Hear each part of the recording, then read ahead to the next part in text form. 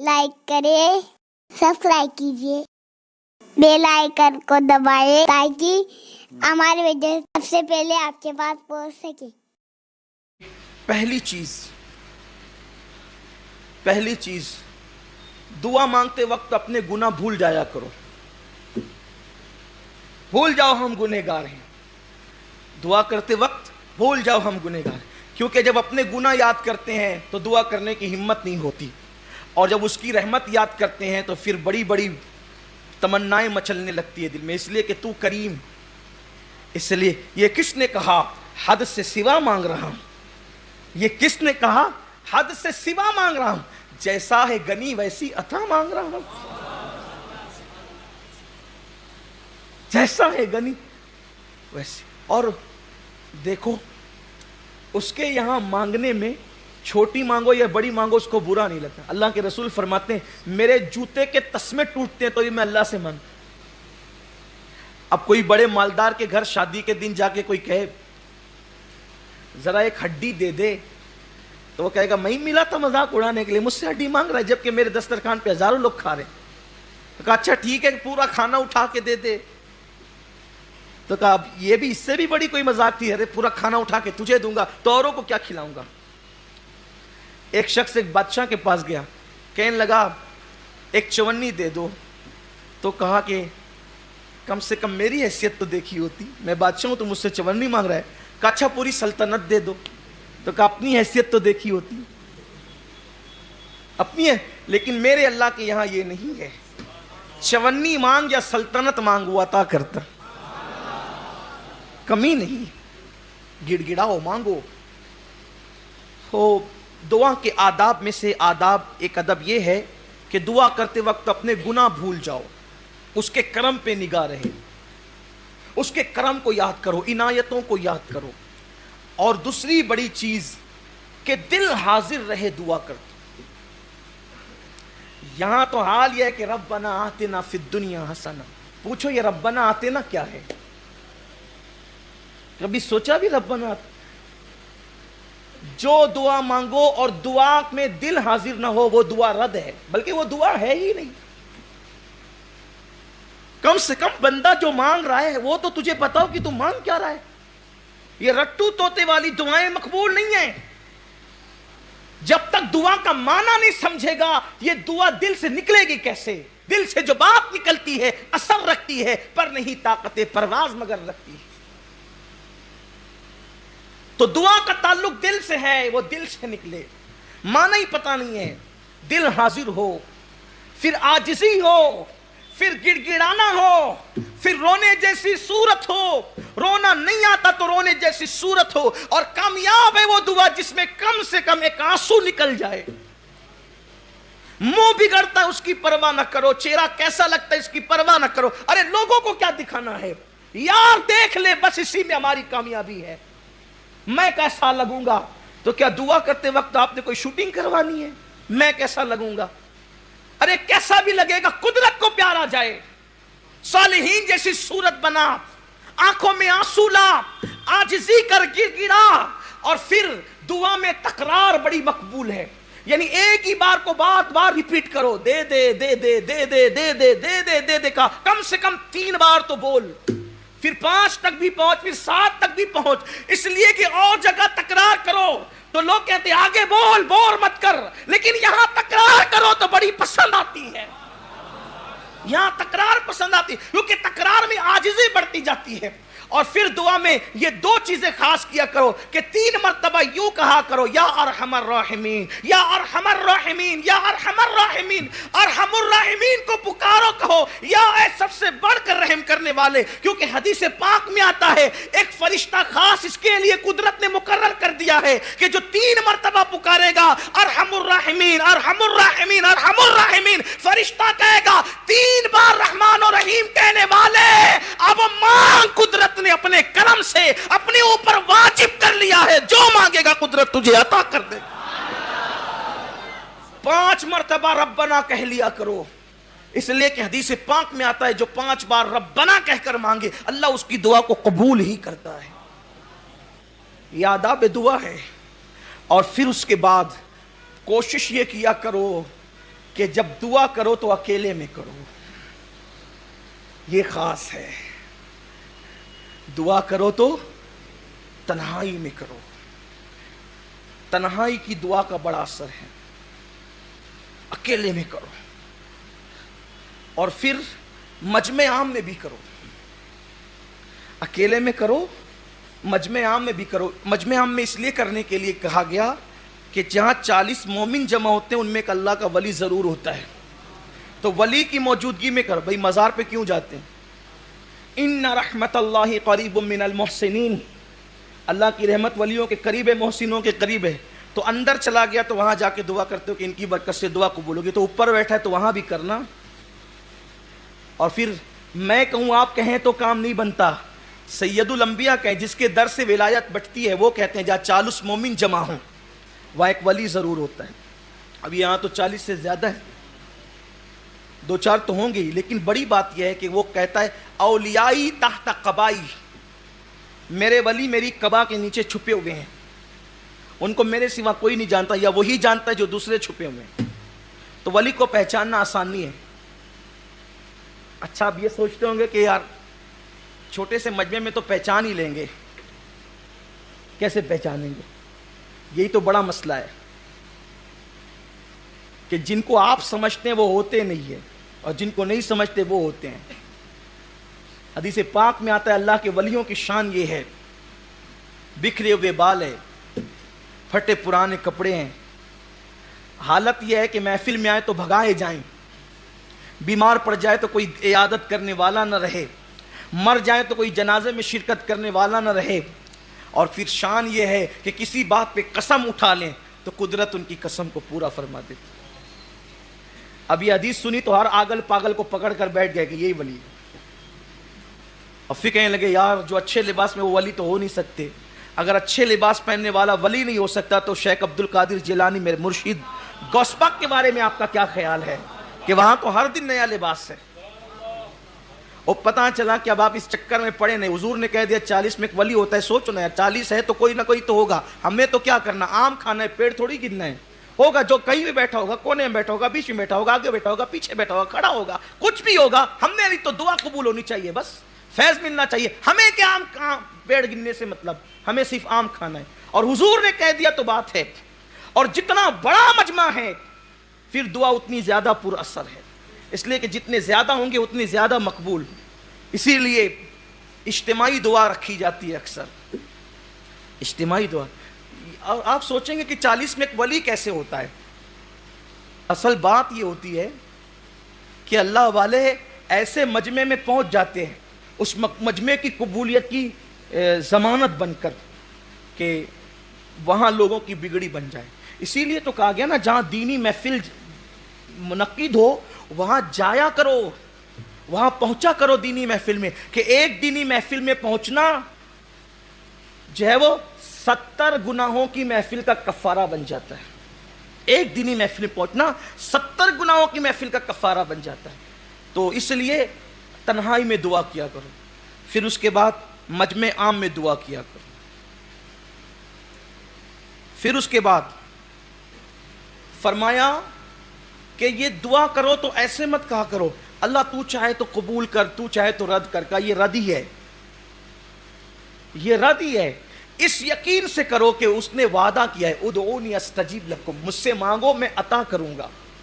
تو اس نے وعدہ کیا ان اللہ لا یخلف المیعاد, وہ اپنے وعدے کے خلاف نہیں کرتا. تو اس یقین سے کرو کہ اللہ تو نے وعدہ کیا ہے, میرے مانگنے کی ہوشیاری نہیں ہے, میری دیر ہوشیاری نہیں ہے, میرا کوئی معاملہ نہیں ہے. تو نے وعدہ کیا تو تو اپنے کرم سے قبول کرے گا, اور وہ قبول ہی کرے گا. اللہ فرماتا ہے میرا بندہ میرے ساتھ جیسا گمان کرتا ہے میں اس کے ساتھ ویسے فیصلہ کرتا ہوں. پھر جب دعا کرو تو دعا کرنے کی قبولیت کی نشانی یہ ہے کہ دعا کرنے سے پہلے کچھ نیک عمل کرو. مثال کے طور پہ دعا کرنے سے پہلے چپکے سے صدقہ دو, خاموشی سے صدقہ دو, ہو سکے تو 2 رکعت نفل پڑھو, قبلے کی طرف رخ کر کے بیٹھو, 2 زانوں بیٹھو, پہلے اللہ کی حمد بیان کرو, پھر حضور پہ درود پڑھو, پھر اپنے گناہوں سے توبہ کرو, پھر اللہ کی بارگاہ میں مانگو. پھر کہا اس کی رحمت کو محدود مت کرو, اس کی رحمت کو محدود مت کرو. یہ مت کہو اللہ مجھے یہ دے, مجھے یہ دے, مجھے یہ دے, بلکہ یہ کہو ہمیں یہ دے, ہمیں یہ دے, ہمیں یہ دے. دیکھو حدیث حضور نے جو دعائیں کی ہے, ربنا اے ہمارے رب, آتنا عطا کر ہمیں, فی الدنیا حسنا اچھی دنیا, وفی الآخرت حسنا اچھی آخرت عطا کر, وقنا عذاب النار اور ہمیں عذاب سے محفوظ فرما. یعنی سب کو ملاؤ. اب سب کو ملانے سے فائدہ کیا؟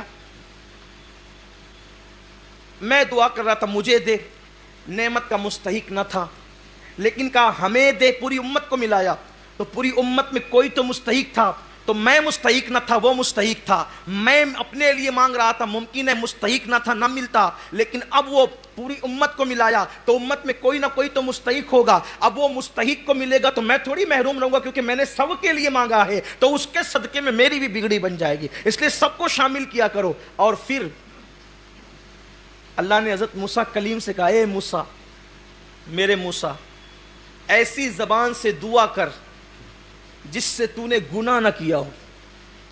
اے موسیٰ, ایسی زبان سے دعا کر جس سے تو نے گناہ نہ کیا ہو, وہ دعا قبول ہے. اللہ کے کلیم نے عرض کی, مولا ایسی زبان کہاں سے لاؤں؟ حالانکہ یہ تو تواضع اور عاجزی ہے, ورنہ اللہ کا نبی تو معصوم ہے, اللہ کا نبی تو معصوم ہے. عرض کی ایسی زبان کہاں سے لاؤں؟ اللہ نے فرمایا کسی بندے سے اپنے لیے دعا کروا, اس لیے کہ اس زبان سے تو نے گناہ نہیں کیا. حالانکہ نبی تو بے گناہ ہے, لیکن ہمیں تعلیم دی جا رہی ہے, آپ نے میری زبان سے گناہ نہیں کیا, میں نے آپ کی زبان سے گناہ نہیں کیا, تو میری زبان آپ کے لیے دعا کرے گی تو قبول ہوگی, اور آپ کی زبان میرے لیے دعا کرے گی تو قبول ہوگی. اللہ اکبر. اسی لیے میرے آقا فرماتے ہیں جب کوئی مومن کسی مومن کے پیٹھ پیچھے دعا کرتا ہے, اچھا یہاں تو سامنے دعا کرتے, پیٹھ پیچھے تو غیبت ہی کرنی ہے, برائی کرنی ہے, ایک دوسرے کی قبر ہی کھودنی ہے. اللہ کے رسول علیہ السلام فرماتے ہیں جب کوئی مومن کسی مومن کے پیٹھ پیچھے دعا کرتا ہے تو اس کی دعا ایسی ہے جیسے عرفات میں حاجی کی دعا ہوتی ہے, اور وہ قبول ہی ہوتی ہے. اب پتہ چلا دوسری حدیث پاک میں آتا ہے جب تم کسی مومن کے لیے دعا کرتے ہو, مثال کے طور پہ اللہ فلاں کو روزی عطا فرما, تو فرشتہ کہتے ہیں اللہ کے بندے تو نے اس کے لیے روزی مانگی, اللہ تجھے پہلے دے گا, بعد میں اس کو عطا فرمائے گا.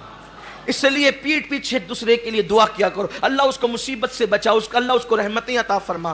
اور دعا میں اول بھی درود, آخر بھی درود.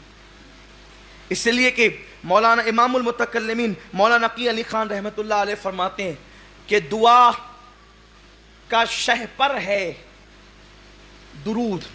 شہپر پرندے میں جو اس کے بازو ہوتے ہیں نا, کئی پر ہوتے ہیں, شہ پر اس کو کہتے ہیں جو بڑا پر ہوتا ہے اور اس کی وجہ سے پرندہ اوپر اڑتا ہے, اس کو شہ پر کہتے ہیں. تو کہتے ہیں دعا کا شہ پر درود ہے, وہی دعا اوپر جاتی ہے جو درود کے پر کے ساتھ ہوتی ہے. جس دعا میں درود نہیں ہوتا پھر وہ دعا فاروق اعظم کہتے ہیں زمین اور آسمان کے درمیان لٹکی معلق رہتی ہے جس میں درود نہیں ہوتا. اس لیے کہ اول درود مقبول, بعد میں درود مقبول. اللہ کی شان سے بعید ہے کہ وہ پہلا قبول کرے, آخری قبول کرے, بیچ کا چھوڑ دے. پہلا قبول کرے گا, آخری قبول کرے گا, تو بیچ کا بھی قبول ہی کرے گا. تو درود پڑھ کے دعا کیا کرو, اور پھر جب دعا کرو پیٹ میں بھی حلال ہو, جسم پر بھی حلال ہو, اس کا خیال کرو. اور جہاں بیٹھ کر دعا کر رہے ہو زمین پاک ہو. اللہ والوں کے آستانے کے قریب بھی دعائیں قبول ہوتی ہے, اللہ والوں کے آستانے کے قریب بھی دعائیں قبول ہوتی ہیں. کچھ ایسے موقع ہیں کہ ایسی گھڑیوں میں دعا رد نہیں ہوتی. شب جمعہ میں دعا رد نہیں ہوتی, جمعہ کی شب میں دعا رد نہیں ہوتی, جمعہ کے دن بھی دعا رد نہیں ہوتی. اور جمعہ کے دن دو ٹائم ایسے ہیں جو دعا کے لیے بڑے اکسیر ہے, بہت مؤثر ہے. دو ٹائم, ایک وہ جب امام خطبہ دینے کے لیے منبر پہ جا رہا ہوتا ہے, اس وقت دعا فوراً قبول ہوتی ہے. اور دوسرا جو جمعہ کی آخری گھڑی آتی ہے, جمعہ کی جو لاسٹ گھڑی آتی ہے, اختتامی گھڑی, یعنی غروب آفتاب کے وقت, مغرب سے کچھ پہلے غروب آفتاب کے وقت, وہ دعا کے لیے بہت مؤثر وقت ہے, بہت قبول ہوتی ہے دعا. پھر اذان کے بعد سے لے کے پانچوں وقت, اذان کے بعد سے لے کر جماعت کھڑی ہونے تک शेख अबू तालिब मक्की कुव्वतुल कुलूब में लिखते हैं, अजान और जमात के दरमियान दुआ की कबूलियत ऐसे है जैसे शबे कद्र में दुआ कबूल होती है। फिर उसके बाद नमाज के बाद जो फर्ज नमाज के बाद जो दुआ की जाती है वो भी रद्द नहीं होती, वो भी कबूल होती है। दोनों खुतबे के दरमियान जो दुआ की जाती है वो भी रद्द नहीं होती, वो कबूल होती है। इसी तरह बकरीद की शब यानी ईद उल अजहा की शब में दुआएं कबूल होती है, वो पूरी रात दुआ कबूल होती है। रजब की पहली शब में पूरी रात दुआ कबूल होती है। शब ईद उल फितर में पूरी रात दुआ कबूल होती है। शब कदर में जो 27वीं शब आम तौर पे होती है पूरी रात दुआ कबूल होती है। रमजानुल मुबारक में चांद दिखने से लेके गुरु जो है वो चांद शव्वाल का नजर आने तक या जो है वो इख्तितामी रोजे का आखिरी रोजे का सूरज गुरूब होने तक हर सेकंड हर पल हर साथ दुआ कबूल होती है।